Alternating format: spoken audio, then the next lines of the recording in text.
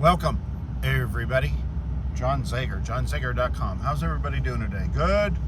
Good. Eastern slope of Colorado. High of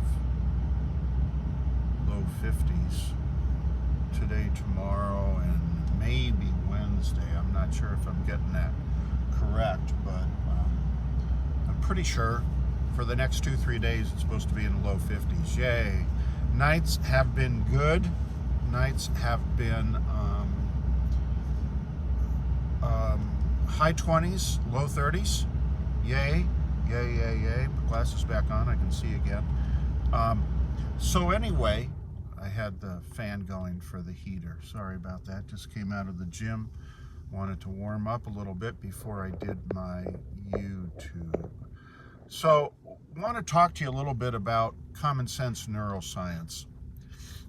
This is all information that's science, not me, not John Zager. So there's a lot of talk about self-healing these days. And there's a lot of summits and workshops going on, and they're all trying to stress the point of self-healing. And self-healing is exactly correct. The word that has been used forever and ever is homeostasis. Homeostasis is your body being in balance. Homeostasis is also your body's ability to go back into balance on its own. So, self-healing is kind of an overused word anymore, and a lot of people seem to turn off to it. The other couple words or word or whatever that seems to be less harsh to some people is self-regulating. So your body has the ability to self-regulate. That's a fact. That's science. Your body can self-heal. And they even break it down to a percentage. What they're basically saying is that 95, possibly 96 or 7% of the things that occur to you can be self-regulated or self-healed. There's a caveat and an exception to the rule. Trauma, you need to have medical attention. And medical attention may mean and may include, depends on the doctor, obviously they know best. I'm just turning my steering wheel so this thing is straight. But it may include things like pharmaceuticals or medication. Be necessary in trauma type events. Invasive surgery may be required in trauma, right?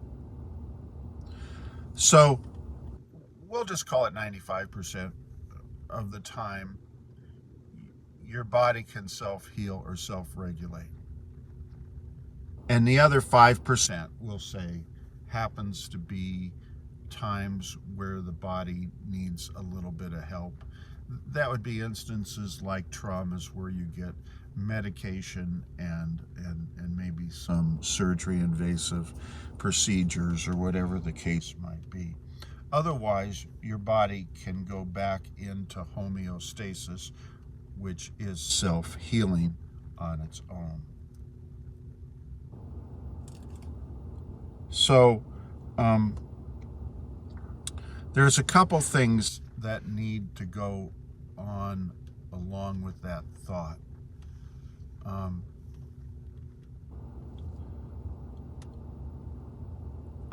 We're all made up from, in the beginning,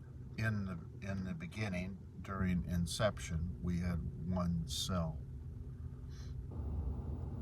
And that one cell ends up becoming 100 trillion cells that are in your body. And those cells are for your eyes and your lungs and your heart and your kidneys and, all that good kind of stuff, right? So it goes on to talk about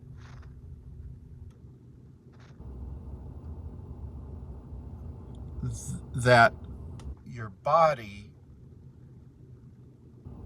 recycles those cells every so often. So, for instance, is your stomach is 5 days and it becomes a whole new stomach. Your skeletal structure is 3 months and you have a whole new skeletal structure. Your lungs have a time, all of the organs have a specific time, which is, we're talking days or weeks for the most part, and everything becomes new. Okay? So, what happens is in the period of a year, your entire body is a different body than you had the year before. And you might say, I'm going to turn the heat down a little bit here. I hope you're not hearing it too much. You might say, well, I look the same. Well, you don't look the same. You've aged, and if you actually look at yourself carefully, you're going to see that you're a year older, right? Biologically, you're a year older. Chronologically, you're a year older, right? Okay. So everything changes cellularly in your body in a matter of days, weeks, months, and obviously in a year you have a completely new body. So you might say, John, how come I still have a disease? How come I still might have a sickness or ill health that seems to come up with me periodically or often? Here's the key thing. Cells have cellular memory back to the first human on the planet. So your cells have a memory, and the memory comes forward with the new cell. So when the new cells come in to reproduce a part of your body, the memory comes with it. Cellular memory. So this little skin, because your skin, what is skin? 3 days? I think skin is 3 days.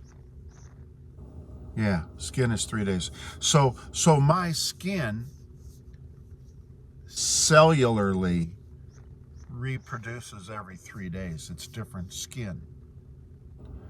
But I have this mark from when I was a little kid. You can't see it on the back of my right hand.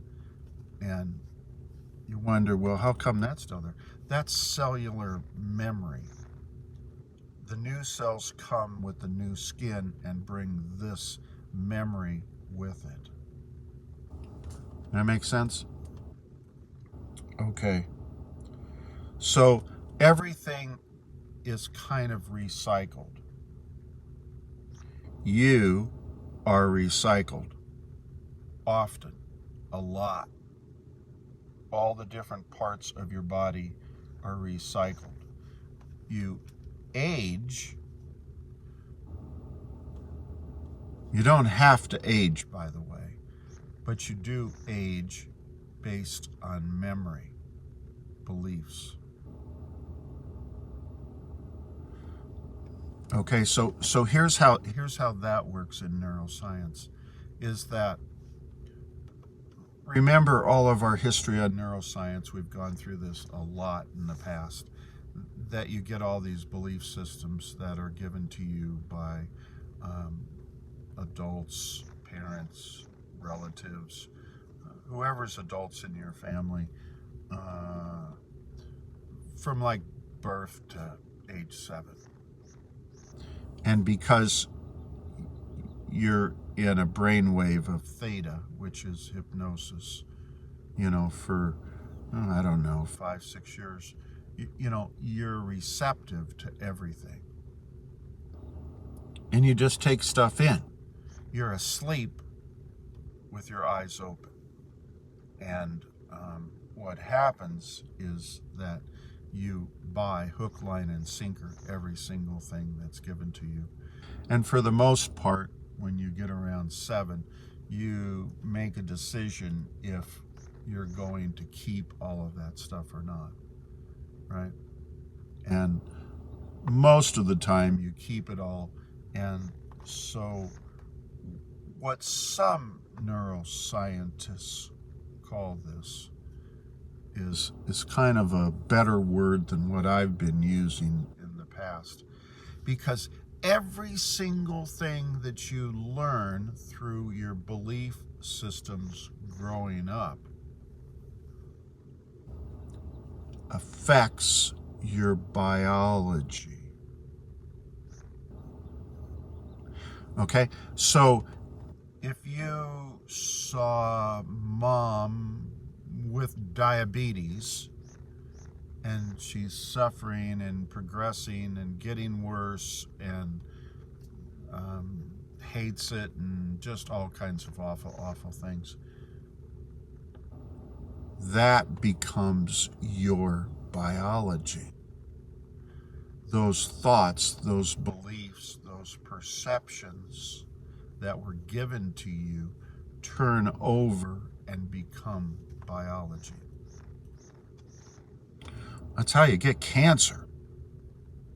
Okay? That's how you get cancer, through your thoughts, your perceptions, your beliefs lead to the environment upregulating diseased cancerous genes, and therefore it becomes your biology. So what they now call it, I took notes this morning, I was listening to another lecture, but it's all the same stuff. Biological robots. You are, in fact, a biological robot. You are, this one's interesting. I wrote this down, that's what I'm looking at, but you're a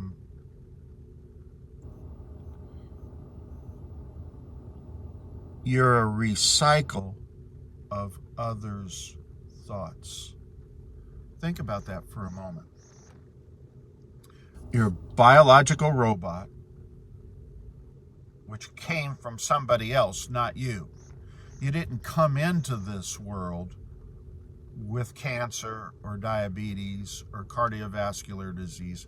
You didn't come in. You're a recycled person of others' thoughts. In other words, everything that you put out, everything that you talk about, everything that you feel, everything that you think, it's not yours. It's recycled from somebody else. It's recycled from somebody else. Who knows? Family members, relatives, adults, don't know. But at any rate, it's not yours. Everything that you're thinking right now and feeling is not yours. If you're sick right now, you have an illness, a sickness, something, it's not yours. Let it alone. Leave it be. Don't mess with it. It's the result of you recycling somebody else's beliefs about sickness and ill health. Science says, and can now state as science, as a fact, that you will self-heal, you will self-regulate.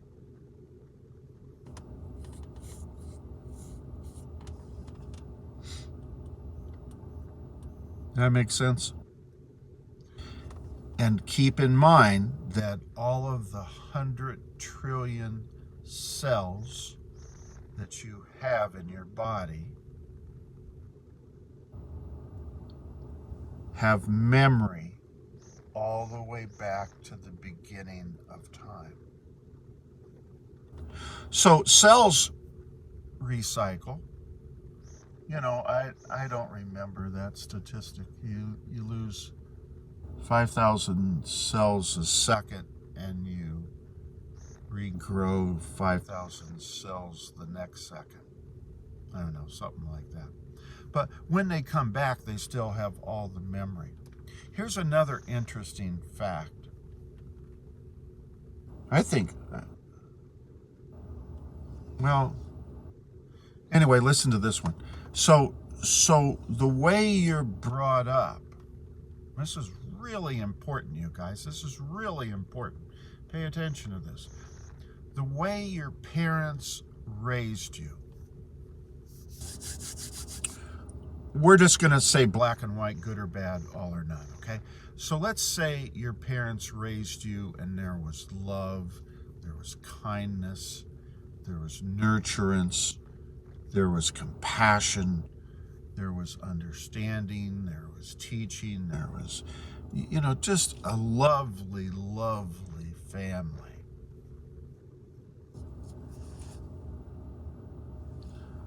That becomes your biology. Drinking water this morning. I already had my coffee. Actually, I had decaf this morning, but now I'm on water. So the way you're brought up from birth through, I don't know, 6 or whatever you want to say, becomes your biology. Becomes if you're going to have a disease or not. Here's the example. The family that raises the child, for instance, in a state of rage and anger and hostility and meanness and just, you know, disrespecting their kid and not loving their kid, not nurturing their kid. All the negative things you could imagine. That becomes your biology.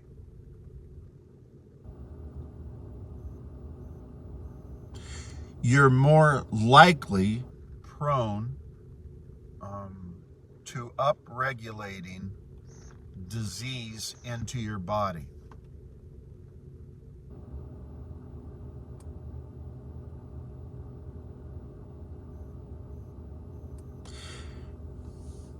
Pretty heavy duty stuff, huh? I see I'm at 19 minutes. I got more stuff to talk about, but I kind of want to stop these somewhere around 20 minutes. So I'm going to stop. I'll give you one last little tidbit. And these are, boy, I've got so much stuff. But anyway, talking about death, right?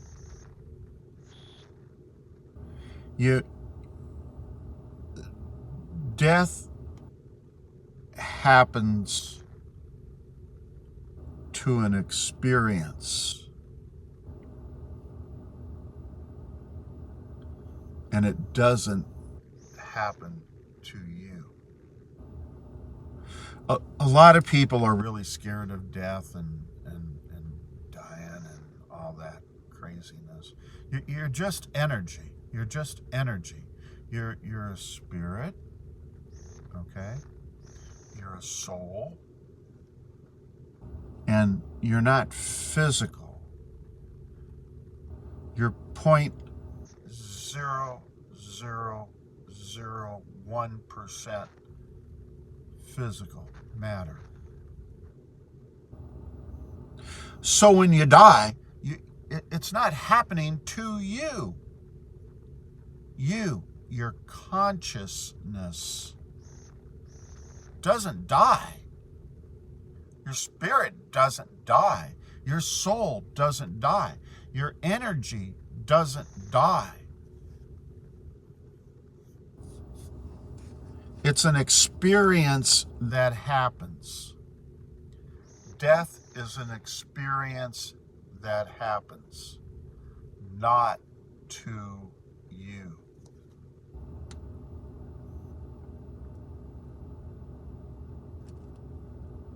Meditate on that one.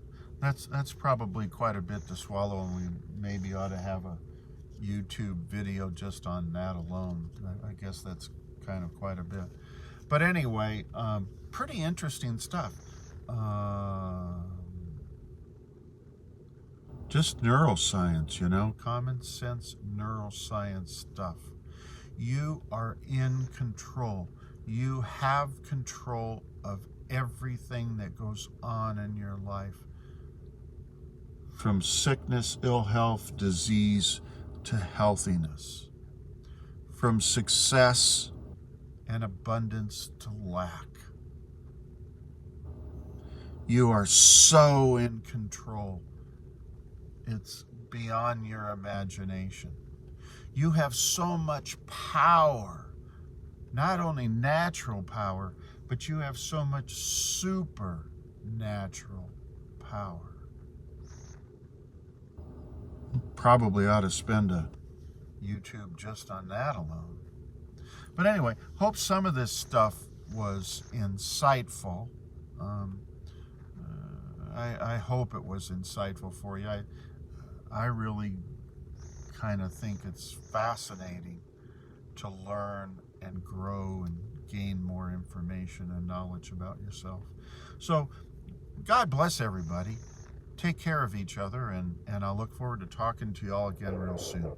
Thanks a lot. See you. Bye.